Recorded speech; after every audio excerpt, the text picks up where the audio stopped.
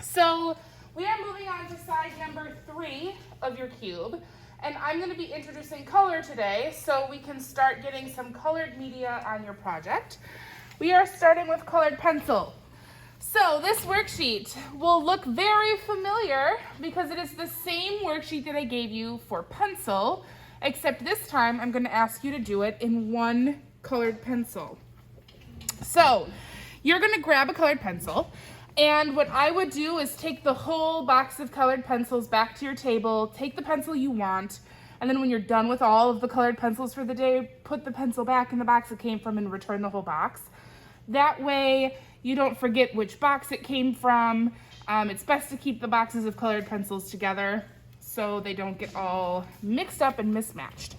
So for today, I chose blue. So I'm gonna do this in blue. It talks about value scale, and creating a value scale again. And value with color is very similar as to value with pencil. So we're going to fill in this value scale from lightest to darkest. But here's the thing about colored pencil that's a little bit different than pencil. Colored pencil is a lot more difficult to erase or remove color if you accidentally put too much down. So I want you to make sure you're building up these layers of color very slowly so that if there's too much, you don't have to worry as much. It's a lot easier to add more value than it is to take away value. So when I fill in my lightest, I'm gonna go very lightly, and I'm gonna try to stay neat and in the box. And I'm using my colored pencil kind of tipped on its side so I can apply a very light layer of value. And I'm just gonna try to fill in this box the best I can with the lightest value. And one way I kind of like to approach color is to basically in this next box, lay down that same amount of value. So if I lay down the same amount, this value is very similar, if not the same. But now I can go in and I can add a second layer of color on top, which makes it appear slightly darker. And then for my next box, I'm gonna go in again, adding another layer of value until it gets progressively darker. In my darkest box, I can start pretty dark here. And with colored pencils especially, there is a technique called burnishing. And that's when you color really, really dark in layers until you get a nice, smooth, kind of waxy buildup of colored pencil here. So I'm gonna go all the way dark so I don't see the white of my paper in here anymore. And then I will work back towards the lightest end as well.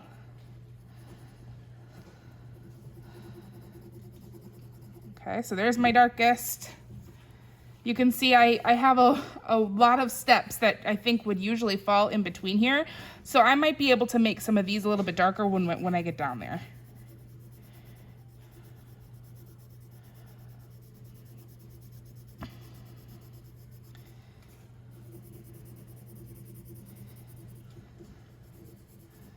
And I'm gonna go a little bit lighter, and I'm gonna try to kind of meet in the middle here.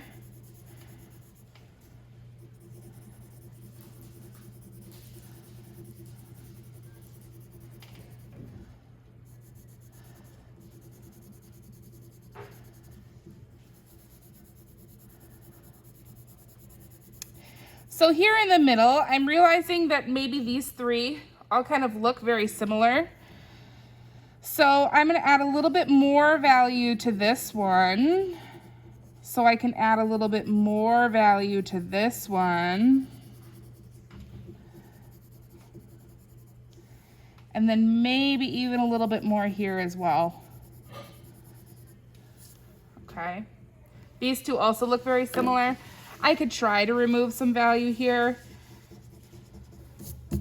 You can kind of erase colored pencil, but it doesn't always work the best. Okay, so here's my value scale. For my illusion of form down here, it's going to be the same as your pencil activity.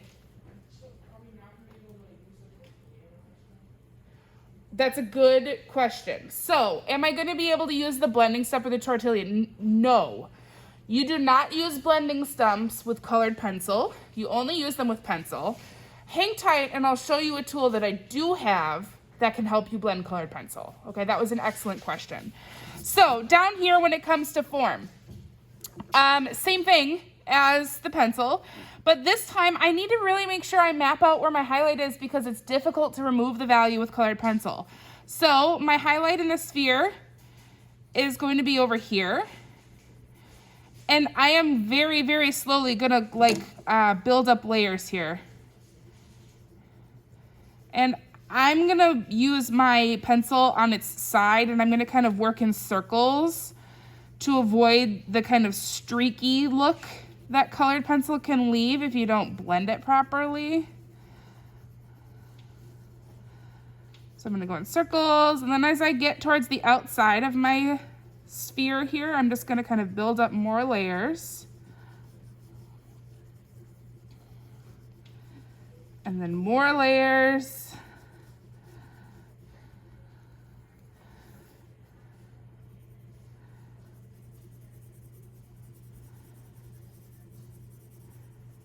And it's going to get progressively darker as I get to this bottom corner of the sphere.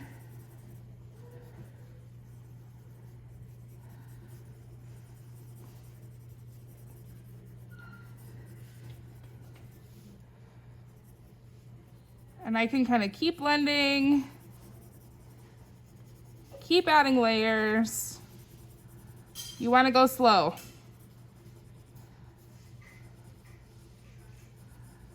All right, so you can kind of see that it's creating the illusion of form there. So with the cube, it's the same thing.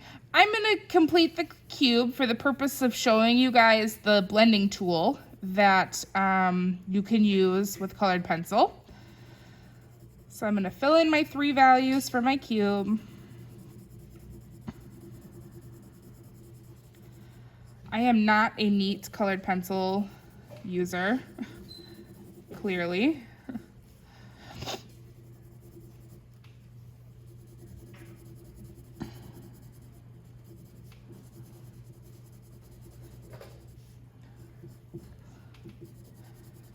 All right, so my work here is a little streaky. Maybe I want to blend this in a little bit. There is a tool called a colorless blender that you can use with colored pencil to blend colors together or smooth a color out. This is basically the wax part of a colored pencil without any pigment added. This does, in some instances, lighten the color because you're pulling a little of the pigment out as you apply it to the paper. But it's basically used to kind of blend or smooth sections. As I go over this, can you see it changing the color a little bit? It does alter the color a little bit. So you need to use it carefully. I like to use colorless blender like religiously. I use it all the time when I use colored pencils. But it's totally preference, just like the blending stump. Some of you will use this and realize that you don't love it. One of the negative things about using a colorless blender is over time, it can become difficult to add more color on top of this because paper naturally has something called tooth. And tooth is basically what the paper feels like. It's kind of like, kind of rough feeling. Some paper has like more tooth than others, like some is super smooth, but some has a little bit of a texture that grabs the colored pencil. And over time, after lots and lots and lots of layers are applied, like if I burnish like this or use my colorless blender like here, the tooth gets worn down and becomes smooth, and then there's nothing left to grip the colored pencil. So for those of you who are burnishing a lot or using your colorless blender a lot, you will notice that you're going to have a difficult time getting more color down onto your paper.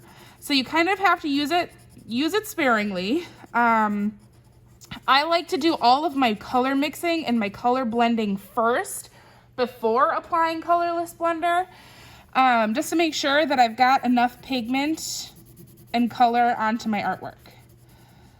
You'll also notice that it darkens it a little bit. So there it is with the colorless blender. Okay, so you can use these to smooth the color. Questions about your worksheets?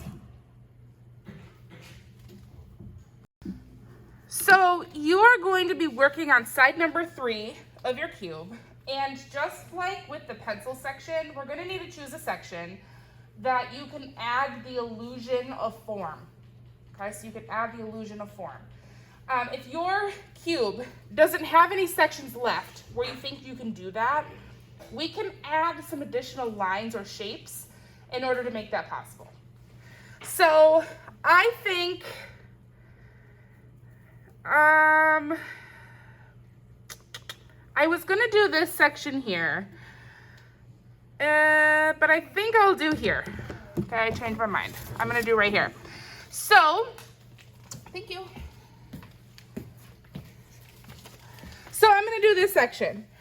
Before I go in with my colored pencil, I'm gonna erase some of my lines, or at least lighten them up.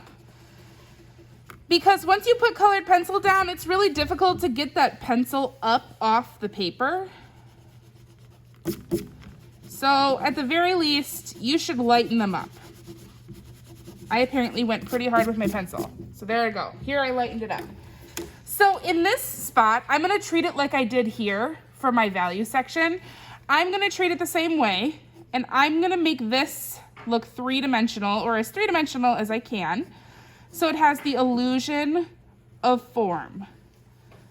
Okay, so I'm gonna go in dark. And if you have like edges like here, where you're worried about going into the next shape and not being able to remove that pencil, you can certainly use a ruler or a folded up pieces of paper, something to kind of block your pencil and keep it a little bit neater. So just like the pencil, you're gonna build up the value slowly. And you are doing this all in one colored pencil. I'm gonna limit you in this section to one colored pencil. The reason for this is because I want to show you what a monochromatic value scheme, or a monochromatic color scheme looks like. Monochromatic is one color plus all the tints and shades in between. So I'm just gonna gradually build up this value. I can push the edges even darker.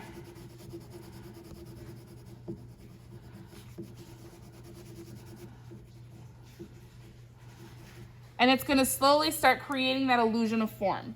Remember, I can use my colorless blender, if I can find it, to blend that in and make it a little bit smoother if I want. You do not have to use the colorless blender. Some of you will not like the result that you get. So test it out on your worksheet to see if it's something that you might like to use. So when you're filling in this section, you need at least one spot where you have the illusion of value or the illusion of form. And then I'm not going to tell you that you have to have a certain number of like values this time around.